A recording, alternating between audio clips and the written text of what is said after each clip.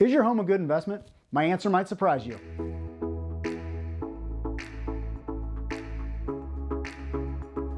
Hi everyone, Chris Egan, Berkshire Hathaway Home Services here. I thought we would dive into the question today of, is my house a good investment?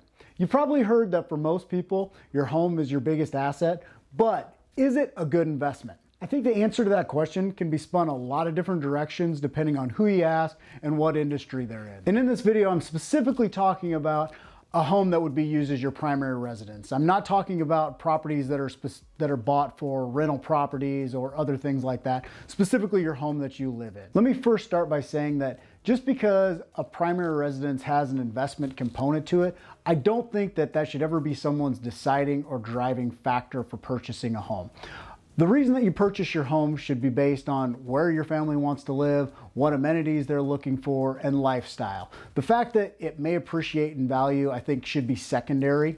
Real estate is hyper-local, so different markets will appreciate at different rates. But if you're looking for just an average total historically, usually that will fall about right in the 3 to 4% range. So 3 to 4% range, is that a good return on your investment? I suppose it depends totally on what you're comparing it to. The S&P index has averaged about 10% since its inception. CD rates right now, right around 2%. So compared to the S&P index, not such a great investment. Compared to a CD, yeah, it's pretty good. So it totally depends on what you're comparing it to. But I think that that's where the breakdown is, because I don't think primary residences were ever meant to be used strictly as an investment. So let's take a look at your average buyer.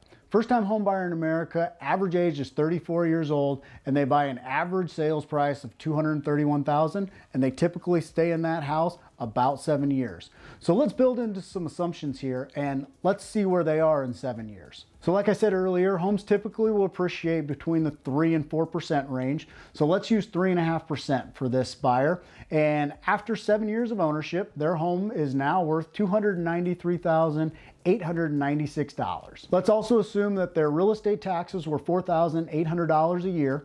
Their homeowner's insurance was $1,200. And then their estimated expenses on upkeep of the home are about 1%. So we're going to call that $2,300 a year. And this couple also used a mortgage to purchase the property, and their total interest over 7 years was $66,527. So after 7 years of home ownership, this home has cost them out of pocket $124,627. So they're actually in the hole by $62,896. But let's play this scenario out a little bit longer. Let's extend this out to 20 years using all the same assumptions. At the 20-year mark, their home is now worth $459,641. And the cost of home ownership over those 20 years has come out to $326,119. So after 20 years, they're positive $133,522. So 20 years, that's still not a great investment. However, this is where the breakdown is. I don't think when you're comparing your primary residence to other investments, it's an apples to apples comparison, because you've got to live somewhere. So let's look at that same person or couple if they would have rented for those 7 years or 20 years. So assuming they rented that same house, and I'm assuming a rent price of $1,400 a month, after 7 years, their total rent would have been $117,600, and I'm assuming no rent increases. After those 7 years, that $117,000 is just gone. There's no way to recover that. After 20 years, they would have spent a whopping $336,000 on rent. And again, that's assuming no rent increases.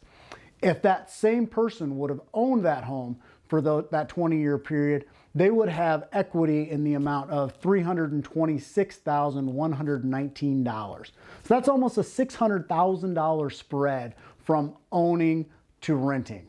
With the added benefits of home ownership, like equity buildup, control of the property, potential tax benefits, even though your home may not offer the same investment returns as other things, I still think over the long term, you'll be better off owning your home rather than renting. So I hope you like this video. Don't forget to like and subscribe.